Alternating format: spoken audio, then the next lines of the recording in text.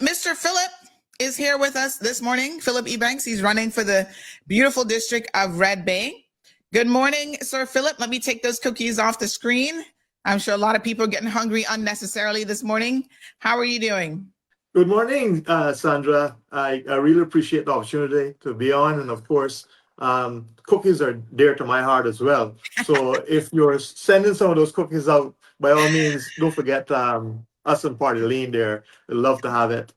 Yes, Sandra, it's a great morning, and it's great to be here to be able to contribute to the debate and the commentary in relation to this very important action that we're now in the process of, which is to choose our next MPs. And Yes. I'd just like to say, of course, good morning to Red Bay and to Cayman Islands. And I thank the constituency for welcoming me into their homes where I've been out canvassing, for taking the time out to tell me what they think is important to the Yes. district of Red Bay, and of course the broader audience, the Cayman Islands. And Sandra, Absolutely. I'd We'll just like to welcome say back.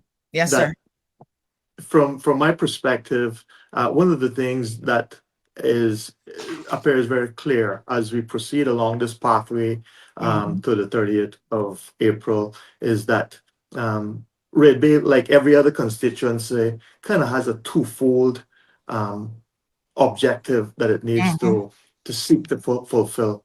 First of all, we need a MP who understands the issues of the constituency and is able to connect with the constituency and provide for those needs. But beyond that as well, we in Red Bay have an obligation to ensure that the MP that is selected is also able to contribute to the national issues, to represent Red Bay, represent Cayman in Parliament, to pursue those issues on a national level. So I just urge, Red Bears to carefully consider those two objectives as we proceed down this pathway. I know this is not easy. It's never easy. It is a matter of judgment for each individual. I will say this, however, I think that it always comes down at the end of the day to people. It's not parties that are going to solve our issues. It's people, and people that we select it's very, very important that we select the individuals who have that professional background and have some track record for being able to represent the people and to represent at least parties in terms of individuals in the arena, to be able to put forward the very best, advocate the very best for Red Bay and for the Cayman Islands. And that's why I'm offering my candidacy in this election. All right, give me 1 second, Mr. Phillip. Just want to make sure that our radio is picking up, and I've told that it's just dropped out again.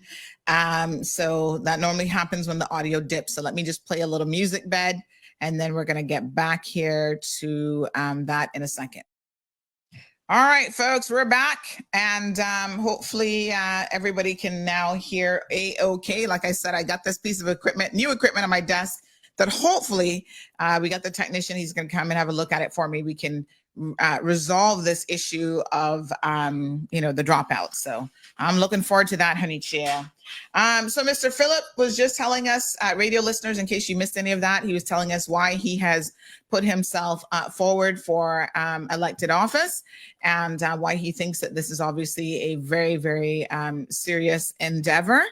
And he's committed to, hopefully next week, Wednesday, being successful. So Mr. Phillip, you got some people up against you. And of course, you want to focus on what you're messaging in. So let's talk about your messaging is. Let's talk about some of the key things that you are focusing on that you think are critical to the people of the Cayman Islands and Red Bay as well.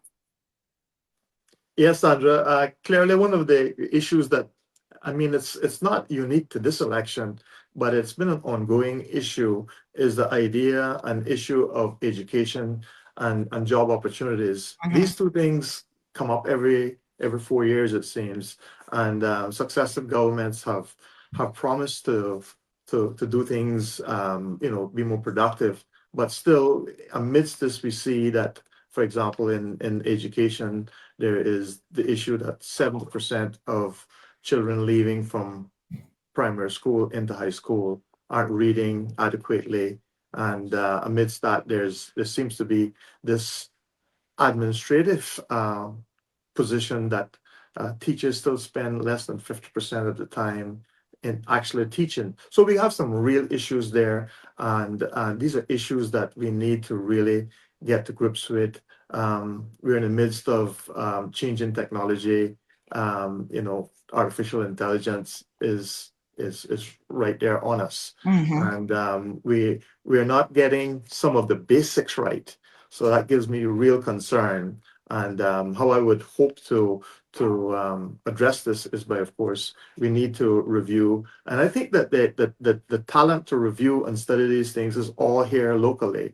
As you go around and you talk to teachers, people actually on the front line, they have a very, very good suggestions. They seem to be able to see the bigger picture. One of those propositions is that we should perhaps look at chartered schools. And of course, as you probably are aware, chartered schools would be where you have sort of independent governance. So, for example, you could have you could presumably convert, say, Red Bay Primary, which is not necessarily at a good standard at this point, to a chartered school.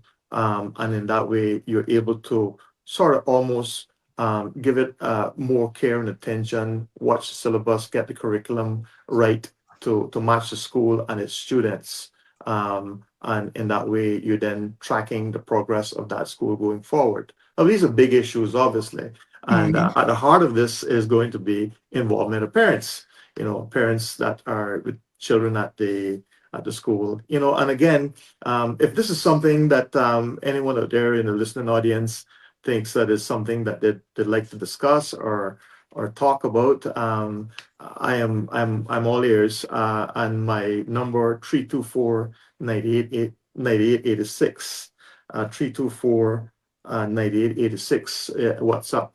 I'd be happy to hear from any parents or other persons who have a particular idea about how that might work as a part of the Cayman dynamics. But clearly, what's happening right now needs to change. It must change. We just can't continue down this pathway. We're spending, by some estimates, somewhere in the region of $20,000 per year per public school student. So that's a lot of money, and to not get good results, particularly at this time, particularly given all of the geopolitics that we have going on, it's just unacceptable. And these are things that, although I'm not an educator personally, I would be pressing to make sure that we address. It is important that we address these things and go forward. It's not all about building buildings. It's about systems. It's about ensuring that we get the kind of results that we need. There's many discussions about vocational training and remote tech. Again, that's really important, and it must be a part of what we're doing. Early childhood education. These are all things, and with the kind of money that we're spending, we need to ensure that we get money value for what we're producing. And I don't think we're getting it necessarily now. It's something that we're going to have to continue to press on, not blaming it on anybody. I'm just saying that it must be fixed, and we must go forward collectively and collaboratively to try and fix these things. And I want to be a part of that solution. Well, thank you so much for that, Phillip. And one of the things, I don't know if you saw my interview last week, perhaps you didn't, but it was with Dr. Robert Robertson from UCCI. He's the now former president of the university, and he has left. That was his last day. We got an opportunity to interview him, which was fantastic. And I was talking to him about this sort of VOTEC and vocational area. So, every single election, like clockwork, there are people who are saying, oh, we need a VOTEC, we need technical schools, we need, a trade center. And I am a little bit surprised, quite frankly, that we're still having this conversation, because like so many issues in Cayman, every single election, they become topical. And I'm thinking, are we moving the needle forward at all? Now, what is your position on this? Because I said to him, listen, institutions, UCCI is obviously one of them. They offer a lot of shorter courses and VOTEC type courses. Even the Resembid program, for example, was one where they got an international scholarship. They, put out, they participated in the process, put out a bid, if you will, and they were successful in getting it. And this was quite a feather in the cap of the Cayman Islands as a small jurisdiction to be able to get this amongst all of the overseas territories. But it offered, tourism training, solar, engineering, construction. I mean, there was a couple areas that definitely fall under that umbrella.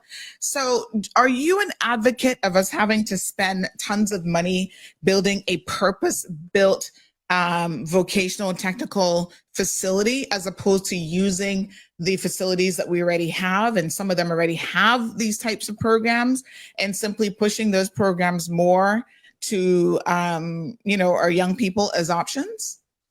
Well, Sandra, you raise a very good point, and the idea that every time we try to do something, it needs to necessarily lead to building a new building or doing another extensive study. I believe that the facilities that we have now, many of those, for example, some of the primary schools could be used to address and bring to fore some of the vocational training. But more importantly than that, I like the idea and concept of apprenticeships. I think that, for example, when I went through articles to get called to the bar, it was an 18-month articleship, and that's effectively an apprenticeship where you understudy a lawyer, somebody who's been in the field for at least 5 or 6 years.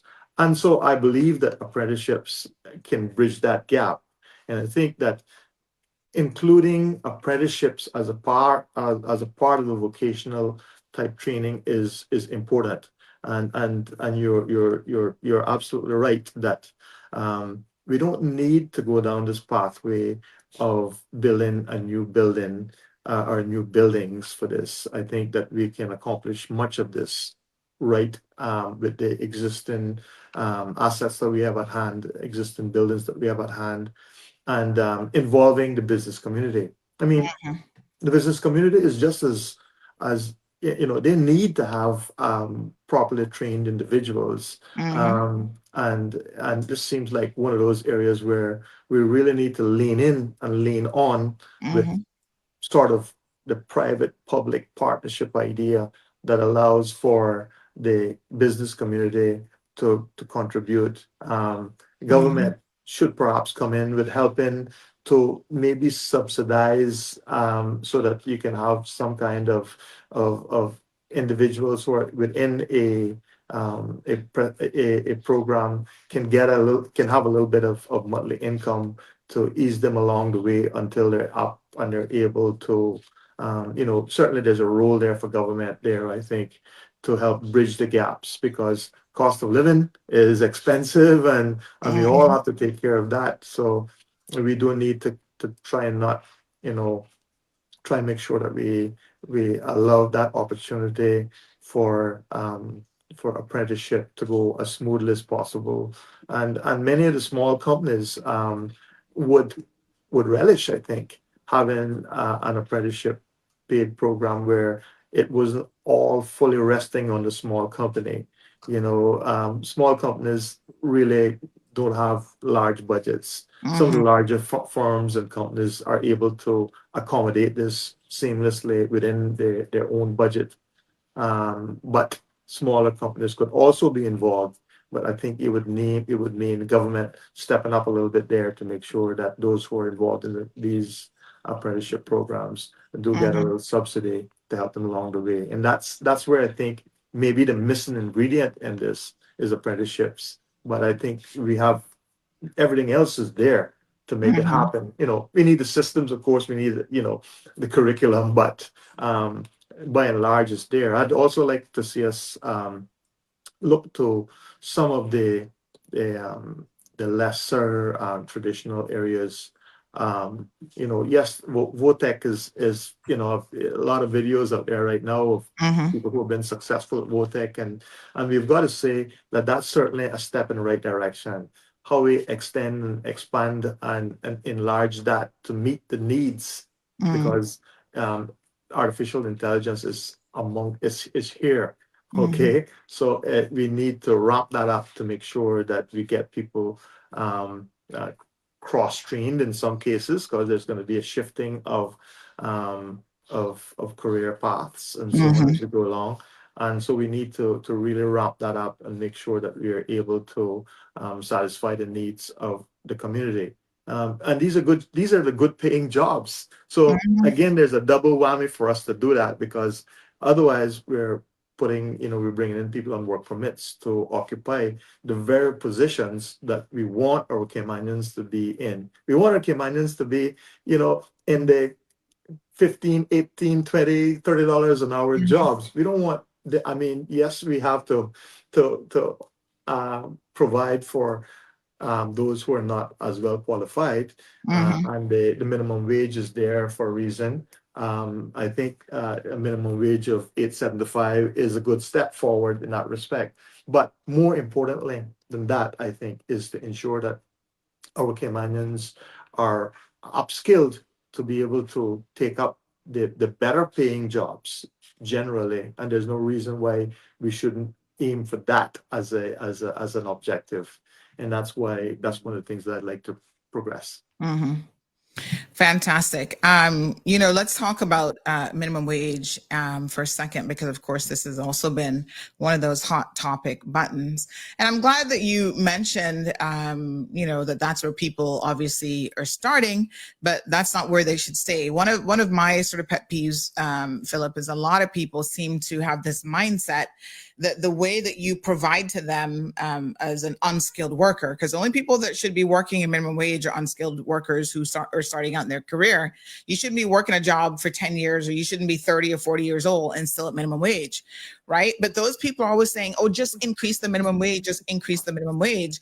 What about getting the message through to those individuals that there's always going to be a minimum wage? Right. And whatever that minimum wage is, that's not your goal in life. Nobody should be looking to stay at a minimum wage job. That's where you begin as like a high school leaver, and then you work your way up. But the best way to get out of minimum wage isn't for governments to continually increase minimum wage, which pushes up the cost of living for all of us. It is really to upskill yourself so that you're not a minimum wage worker, so that you are making $25 an hour easily, or even more. Your Yes, thoughts? certainly, Sandra, you're right that we should be encouraging this progression up the ladder in career pathways, and which is why sort of career counseling, I think, is so important, because obviously we shouldn't be um, counseling people to start their career and stop where they're at, but to Mm-hmm. start your career and find a spot to start. Because that's the other thing that I think is important. Many times you see people sort of being a little bit standoffish and not being willing to start somewhere. So we got to encourage people to start somewhere with a view that even though it might not be your ideal position at this point in time, and it shouldn't be your ideal position at this time, you can progress and you can make things happen by advancing either in that career or laterally and upwards. And I think that you're absolutely right. Where you start is not where you stop. I started off bussing tables at 12 or 13 years old. Went on to being a dive master, then a police officer. I went through career and was promoted up the ladder, and then for the last 20 years I've been an attorney. So I think that I have a good grasp of understanding that you don't stop where you start. You keep progressing. It's called growth, and we've got to continue to grow, and to also understand that wherever you're starting, you must provide value, not value as something above that which you're being employed for, but Mm-hmm. value at the level that you're being employed at. You Mm-hmm. know, I learned very early between two really hard-nosed waitresses that, listen, Philip, you got a value here. Make sure you keep water on the table. Make sure you keep the tables clean. Make sure you smile. Make sure you come forward. Make sure you're here. And so we need to really kind of embrace this idea that we don't stop where we Mm-hmm. start, but in order to not stop where you start, we also need to provide value. And I think that that is something that we need to continue to work on. Mm-hmm. Fantastic. So questions for Phillip, folks, phone lines are open 936-2626. And of course, you can send those on WhatsApp as well. So we have Miss Amanda Griffith joining us this morning. She says, good morning, everyone, all. And apparently this is Amanda's first time watching the program. So Miss Amanda, big shout out to you. Thank you for joining us. We love first time folks jumping in and, watching us. Yes, lots more people undoubtedly will be discovering us. And Island Pearl says, Auntie, it feels like an entire week has passed since class began, since class has been in session. Good morning, all. Yes, we had a long 4-day holiday weekend, so thank you for that. And good morning. YouTuber 345 says, thank you, Sandra. People keep forgetting what minimum wage is and the purpose. We should pay $10 to $15 an hour for the fry worker. I think that's the question mark. Should we pay $10 to $15 an hour to the fry worker at Burger King? How much is that burger that they're going to be selling? So, there is a trickle down effect, of course, to businesses when you increase the minimum wage. And, people need to have a livable wage. But I think the really, really important message that needs to be conveyed to people is that minimum wage is something that you're not meant to stay at. And there's some companies who purposely keep people at minimum wage no matter what they do. And those are the ones that we really need to be looking at. One of the other questions surrounding minimum wage, Phillip, is what percentage of people are even in that minimum wage bracket? That was one of the questions that I've really never gotten a satisfactory answer to. And, when we try to make data-driven decisions, knowing how many people actually fall in that, I think would be very, very important. We do have a caller. Give me 1 second here. I'm trying to see why I can't hear the phone ringing. There we go. All right. Good morning, caller. Welcome to the program. Good morning. Good morning. Good morning. Sunday. I hope you had a good Easter. Yes, sir. This question is for Phillip. I think we were in the police force together when I was policeman. That was when I was alive. Anyway, all of the politicians are talking about we are going to help people with their struggles, the cost of living. But none of these politicians that I've heard that goes up in the platform are talking about backyard gardening. As we're well aware that the agriculture department have failed miserably in helping people accomplish that goal. I, for myself, I think it was 2 or 3, at least twice, that I went there and I said, do you have a chart? I'm not talking about the McDonald's almanac, because that only pertains to what's in the United States and Canada, and the seasoning there are completely different. Why don't they get a booklet from various countries in the Caribbean, and then we will know what to plant at what time, which is the best moon to plant on, because plants grow on or sprout and grow on moon.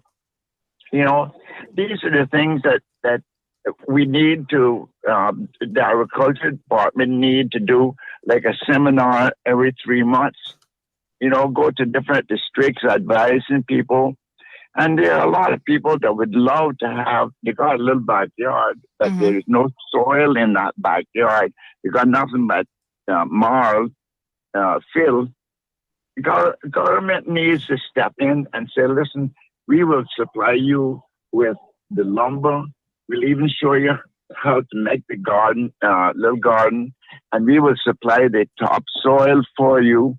which is the best chemicals, because personally, I do not like to use regular chemicals to talk about environmentally friendly chemicals. I don't care what they tell me, there's no environmentally friendly chemicals. You know, like black lice, which is the poop of the white flies, and you know, these are the things that the agriculture department need to get their act together. Okay. You know, I just, you know, because this year I had very little, and there's nobody that it works harder. Because I got my little gardening out in the backyard. My tomatoes and bell peppers did not come to anything. All right. Anyway, Thank you so much. What Phillip has to say. Yes, thank you, Mr. Dexter. Appreciate it. Phillip, your thoughts on smaller gardening for families, you know, in their own backyards, really. Thanks. You know, it's an excellent point. It's definitely something that we all need to be concerned with. I would say that clearly intertwined with that idea of being able to do something in your backyard is also the idea of a certain amount of food security, which is important to us.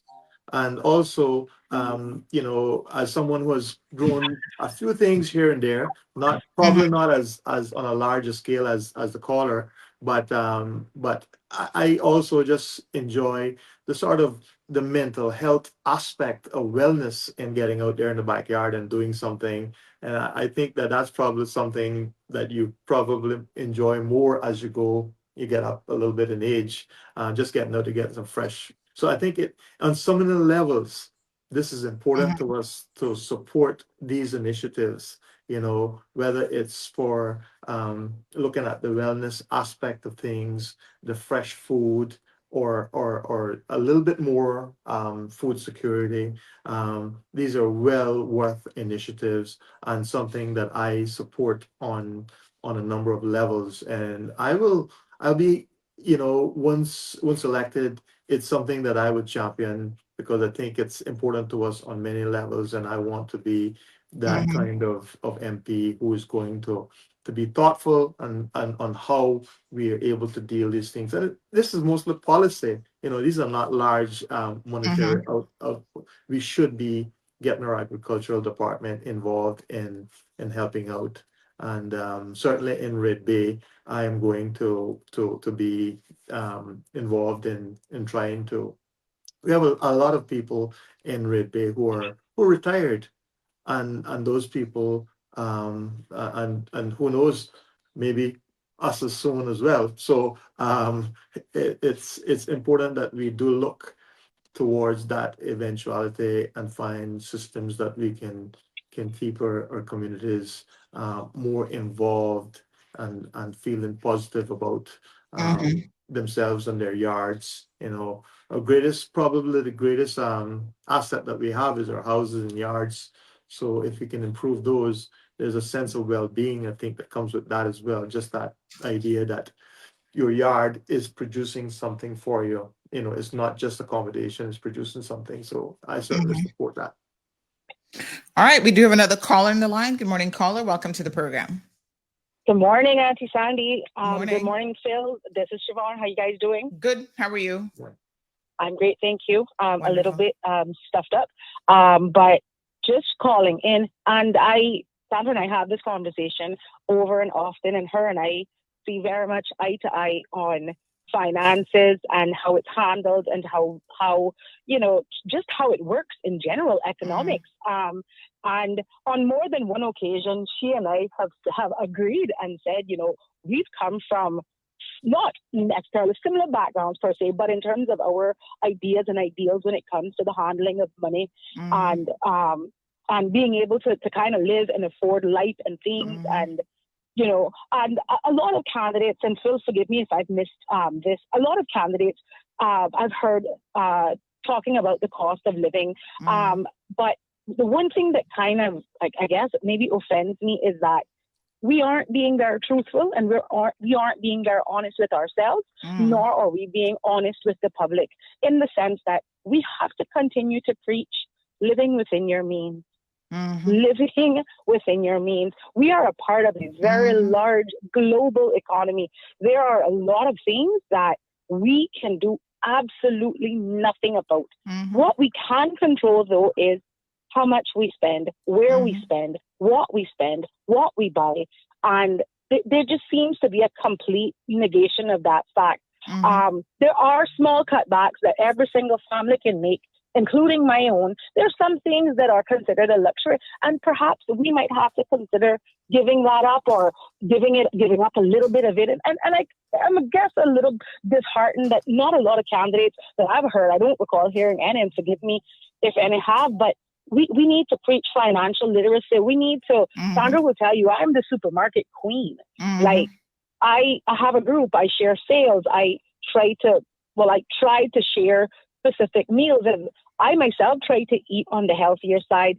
Those things are available. You can't believe me. As tight as your budget is, there are things that you can cut out. There are things that you can do to save money. There are things that you can do to put more money in your pocket. At the end of the day, yes, it's going to require a lot of sacrifice, but you have to see the end goal. Sandra didn't get where she got yesterday, by just popping off. I didn't get where I am by just out there popping off. There was a lot of sacrifice, and there still is a lot of sacrifice. Yes.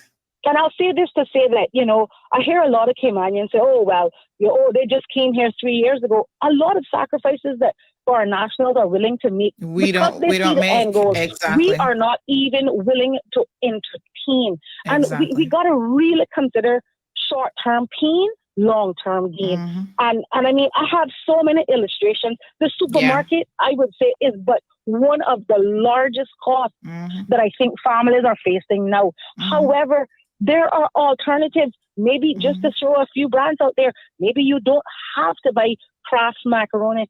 Try another brand. Perhaps try buying the pasta and the cheese separately. These are all things that I personally. First of all, you don't want to buy that processed stuff like that anyway. But agreed. Yes, but there are things that we can all do and to try to alleviate our cost of living individually. You know what I mean? I mean, maybe your neighbor is growing tomatoes. Maybe you are growing cucumbers. We have to do our own part. We are part, like I said, of this massive economy, and Cayman is getting swept up in it. We are no exception. We produce nothing. Not even people anymore. We're completely outnumbered. And so again, we have to do our part in terms of what we're consuming, how we're consuming it, what we're buying, what we're eating, where we're eating it from. If you go out 4 times a month, maybe cut it down to 2. If you're accustomed to driving 4 vehicles to George South, maybe cut it down to 2.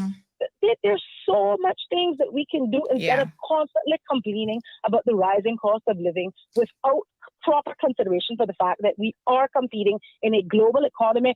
People in the U.S. are also complaining about the cost of living, and they have a much larger economy. Our economy is an economy based on consumption. The demand is higher now, so the prices are up. That's basic economics. And I would just like Phil to speak more to that. And I do not ever want to negate financial literacy.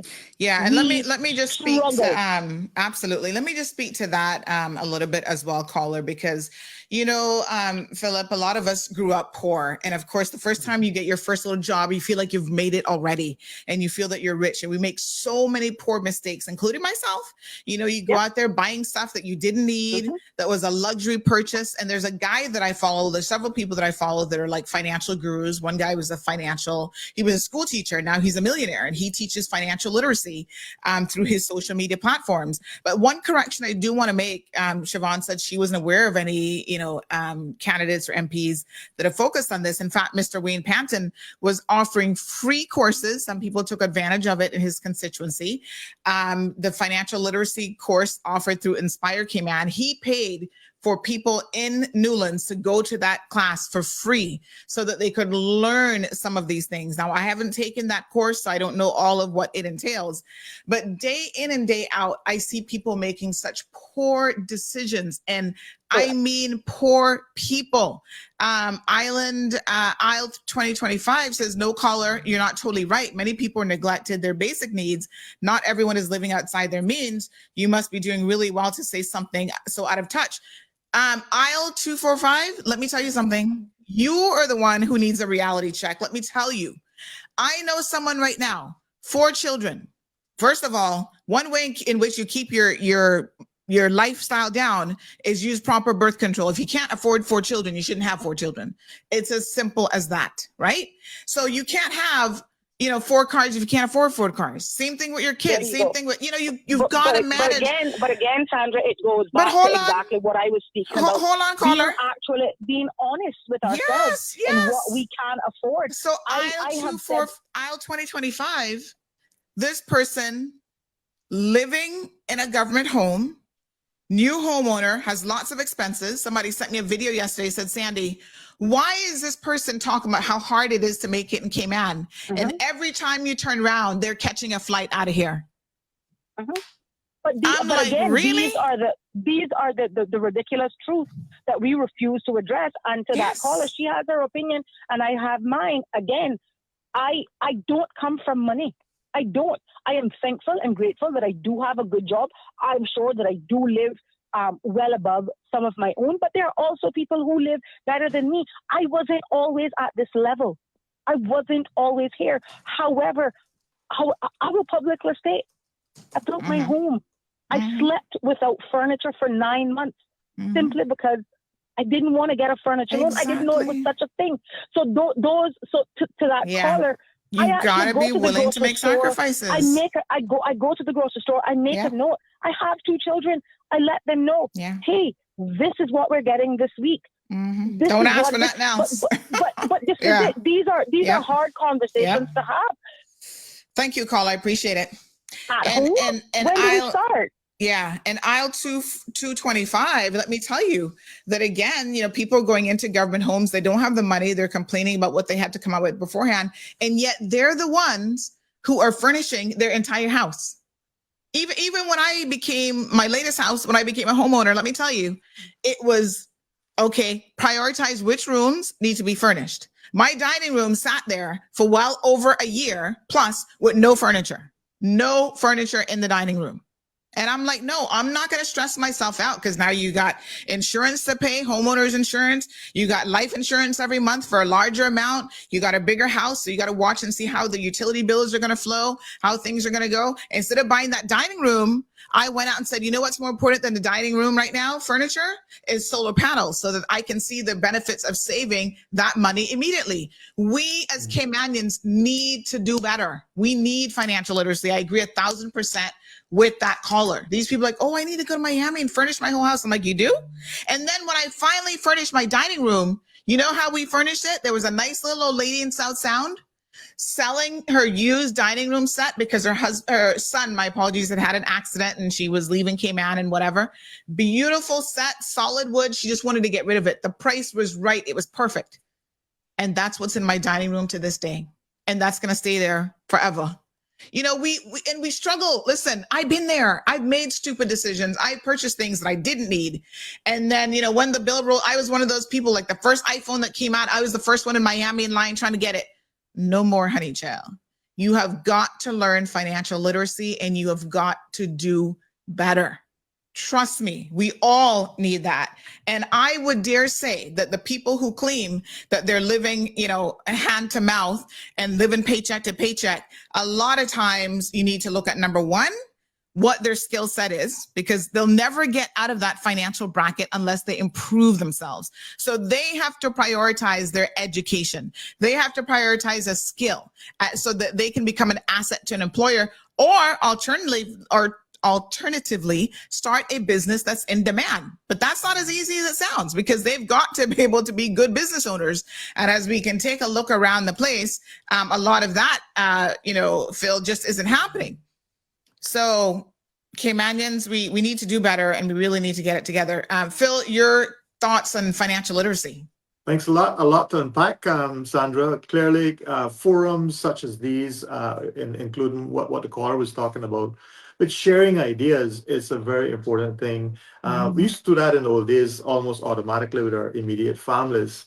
And if someone was fishing, they'd bring the extra grunt across the road, and you'd share in that way, and you'd make things work. Back to what you were talking about in terms of furnishing our first house. I remember my mother having us, literally sitting on concrete blocks, okay, in the early days until my father could send a bit of money home so that we could, and then we would send it off to Mr. Byron Powering, if he's listening. We have this conversation all the time, and my mom was able to then import this yellow sofa that I remember as a kid. And so I think the one thing that you also will gain from that is this appreciation of the progress that you've made. And sometimes today it's almost like a Burger King mentality where we believe that we can plunk a small amount of money down and get a very high value out very quickly. It's got to be cheap, it's got to be great product, and it's got to be fast. In business we say, which two of those do you want? And so it's the same thing in life. I think we've got to think about budgeting and prioritizing the things that we really need. And much of the things that we buy aren't things that we really need, at least not right at the moment. It's something that we probably could use as we go along. But yeah, the caller is absolutely correct. Cutting our cloth to fit our seal is important. I'm a staunch advocate with throwing out food, and what happens so often is that you have food, whether you bought it or you've cooked it, and it sticks in the fridge, and then the next day, instead of having it, which is my thing, I love Sunday food, I'm fine with that. It gets thrown out, and therein is maybe 20 or 30%.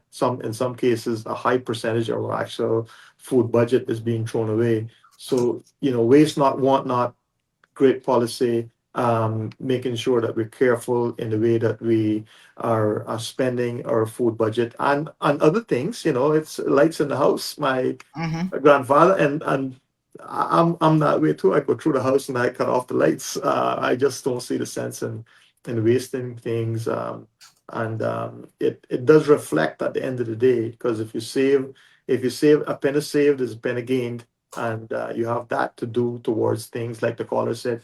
There's so many things that we can't control, and we've just got to respect and understand that we're small. We're a tiny village. The whole thing is a tiny village, and we're operating at an extremely high level of expectation, and so how do we make that happen is we got to be real with ourselves, real with our budgets, and real with our career goals in order to not only live where we are today, but if it is in our objective to live at a higher level, then there's something to, that's something you got to work on as well, in terms of making sure that your career or whatever it is that you're doing is able to meet those demands.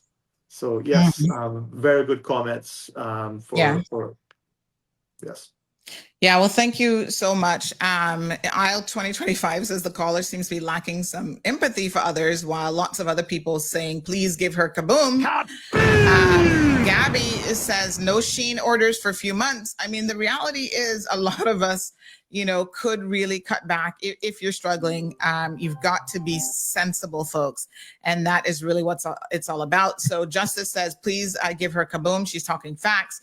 Private sector's taking advantage of everyone. And with the cost of living right now, I have a small business owner. You guys might know her, and I don't think she'll mind me telling you guys this, but this is Miss Carol. She makes the small jams and jelly, the what do we call them? The pepper jelly. And right now, because of, like the caller was said, what's happening at a global level is impacting us. All you Trump supporters will be happy to know that he just killed her little small pepper jelly business, because it's no longer viable for her to import certain things in order to make her pepper jelly. So the jelly itself is made locally, but her containers and other stuff she has to bring in. And thanks to his tariffs, they've gone so out of whack that she's no longer doing her pepper jellies. So thanks, Trump. You just killed a little small Canadian business. Good morning, caller. Radio's off. Hi, good morning. Yeah, hi, Sandy. Radio's Oh, off. the radio's off again? Good Jesus. Thank you, my dear. All right, give me 1 second and we're gonna start to wrap it up with Phil. Let me just play a little music here to get it to kick back in.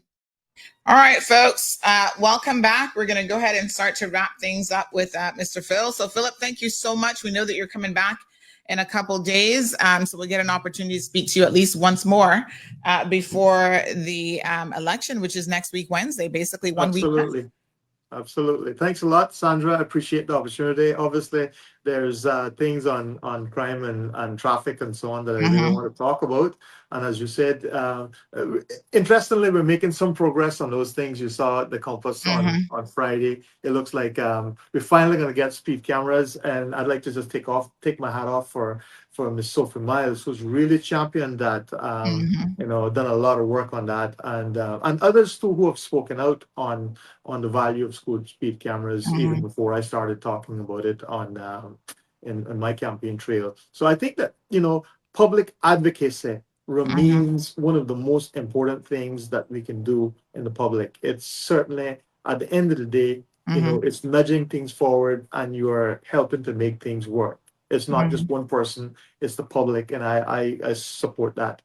And Sandra, clearly as we wrap up, I just wanted to, first of all, again, thank all the people of Red Bay, ask them again to really have a look and have consideration for what I'm offering in terms of going forward. Someone who's able to both represent the constituency on all of the Red Bay specific issues, but also to represent Red Bay in Parliament and assist with the national issues, issues of education, traffic congestion, crime. These are all issues where we're talking about, and it needs to be. We need a debate and to consider and discuss these issues to come up with the best outcomes for the island. So yes, on the 28th, Sandra, we're doing my finale. It's going to be at Beacon House right there on Shamrock. So I just want to let everybody know about that. It's going to be an interesting evening. I'm not going to say too much. We're going to have some very good speakers. You're going to be surprised at some of the people who are coming out to endorse me. And I think that that's the kind of momentum that we need going into this election. The 30th of April, I'm excited. When you start off, everybody says be positive, and you'll eventually it'll catch up with your enthusiasm, right? And I must say that the reality is that I'm very, very optimistic as I've talked to people, as I've seen the responses, that on the 30th of April, we're going to be successful, and then we're going to be able to move into what I call the next phase of leadership.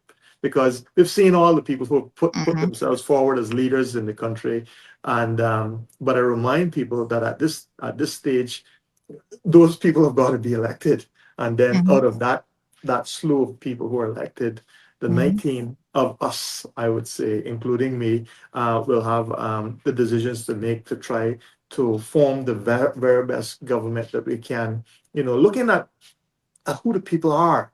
It's not just about parties and about whether you are representing a party, but what is it that you have as an individual who offering your services as an MP to offer your constituency and the Cayman Islands.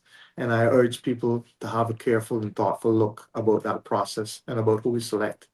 And again, I would like you to vote for me, and I appreciate your time on that account. All right. Thank you so much, Mr. Phillip Ebanks, running for the District of Red Bay. We'll see you next week. Thank you.